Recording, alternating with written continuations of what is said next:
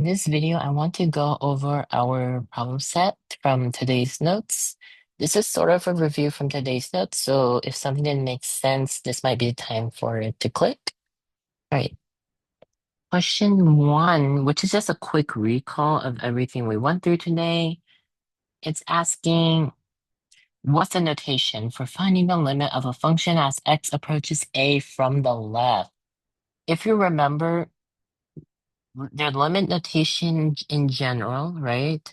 Which is part C basically, I'll answer this first, is that we have a limit as x approaches some value a.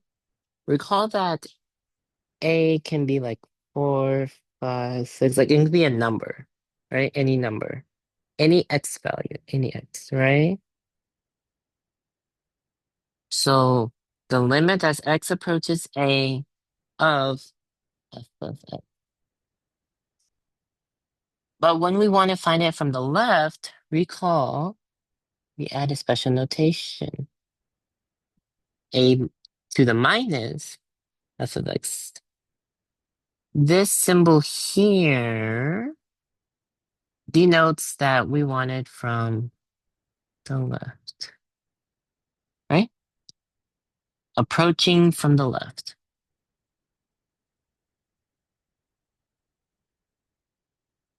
From left. Part B is asking the exact same thing, except from the right. So the limit x approaches a from the right of f of x. Same thing here is that this symbol needs to be lighter. It means it approaches from the right. All right.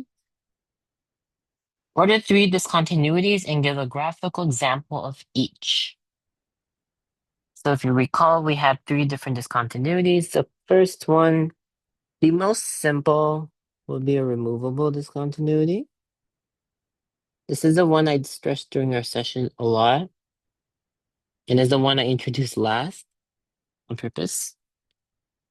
Recall removable discontinuities are simply, let's do that, and then we just have a hole.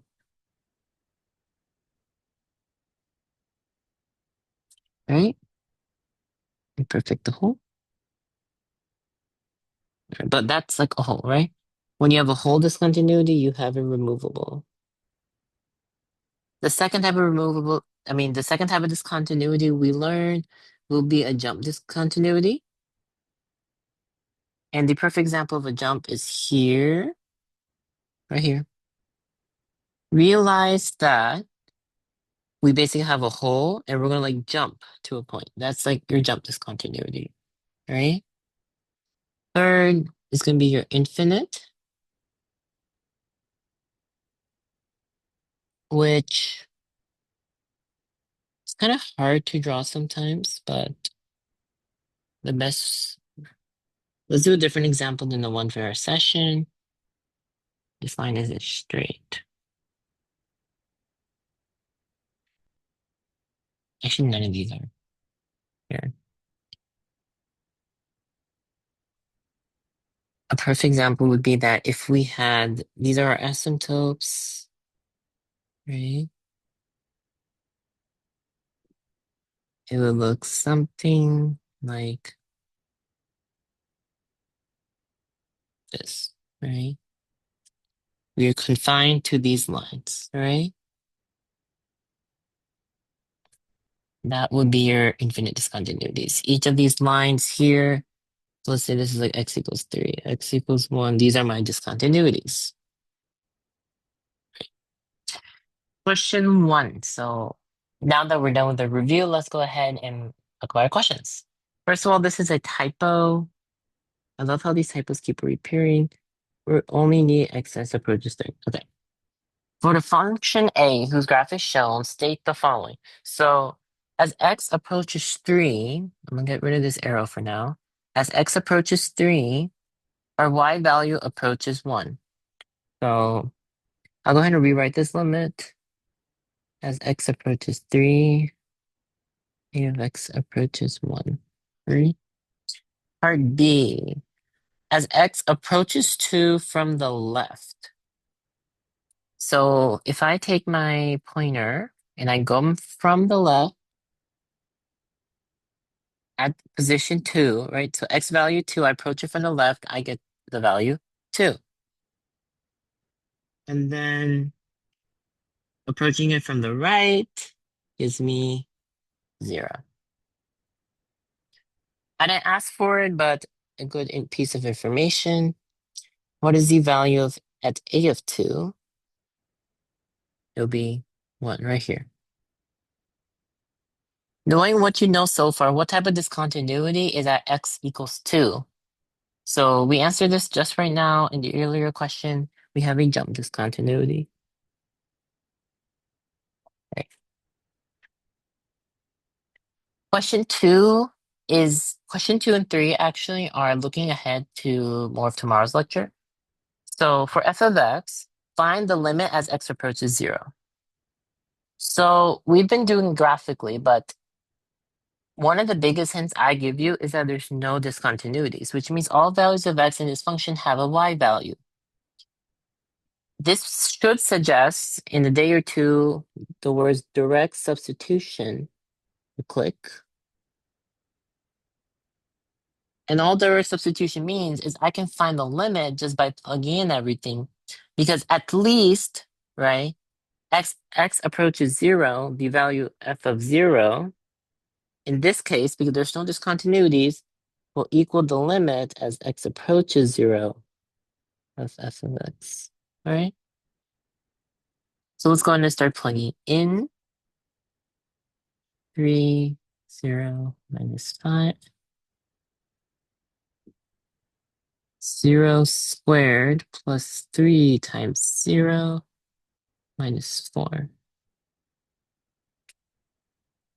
equals minus 5 over minus 4.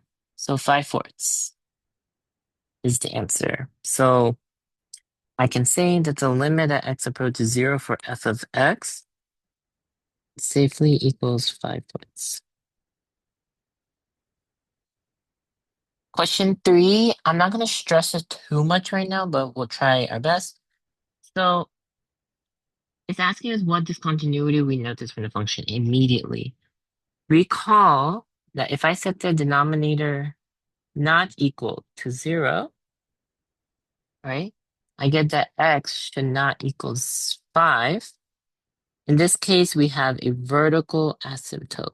That's how you shorthand a vertical asymptote. All right, so the answer to part A is vertical asymptote.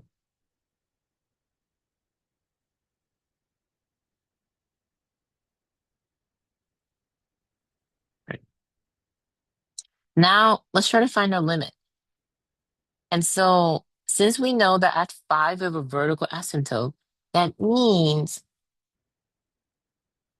if this is x equals 5, I'm trying to find the behavior when I'm talking about approaching from the right. I'm trying to find out what's happening when this function comes from the right. So let's just say it's coming. Does it go up or does it go down, right? So is it going to go towards positive infinity or is it going to go towards negative infinity? That's all what happens at a vertical asymptote, correct? Like recall this line is super close to this. So either it's just going to go up or it's going to go down. And let's try to see if we can figure that out. So sometimes you may be like, oh, what if I do direct substitution again? Just like I thought you, right? Look, I'm gonna try to keep proper notation going. 5 plus 1, 5 minus 5. You get 6 over 0. By the way, this is how you know you have a vertical asymptote as well, because your denominator is 0.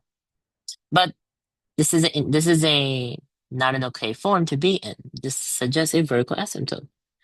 So one thing what we can do is I want to see what's happening from the right. Oh wait, my drawing earlier was wrong then.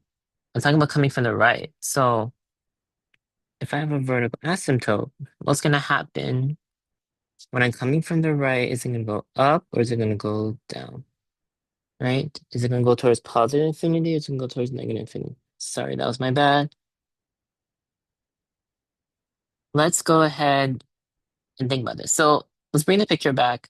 If this line here is 5, right here, a point I have is 5.01. Right? This point is valid. So let's go and plug that point in. So let's go continue from here. I'm going to say 5.01 plus 1 over 5.01 minus 5. This will give me 6.01 over 0.01. And here's something really interesting. We have a pattern. We have a big number or a small number, right? Because of this, you'll realize that this, if I divide like 6 divided by 0.01, that's like the answer is 600, right? I'll get like 600. But let's try to get even closer. Let's say I was to use 5.001 because this is closer to, I mean, even closer to 5.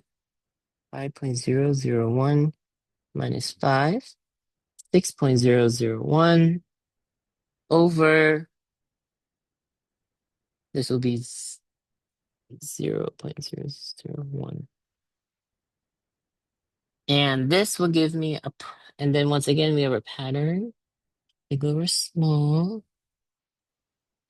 And this will give me 6,000, I think.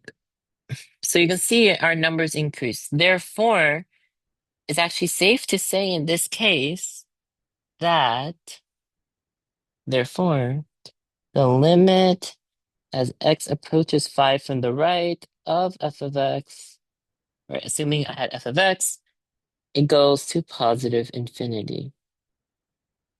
Because as we get closer and closer, because realize 5.001 is closer than 5.01, we're getting bigger and bigger numbers. So we're getting larger numbers, larger, right? And this is the same logic for part C, but I think this video got already very long. So you can go ahead and test out the numbers, 4.99, and then you can get even closer with 4.999. At the end, you will get negative infinity. Right, so I'll tell you the answer. You can try doing yourself. We'll do this in session anyways, so don't worry. You will get the full intuition. Yeah, that's how you get these.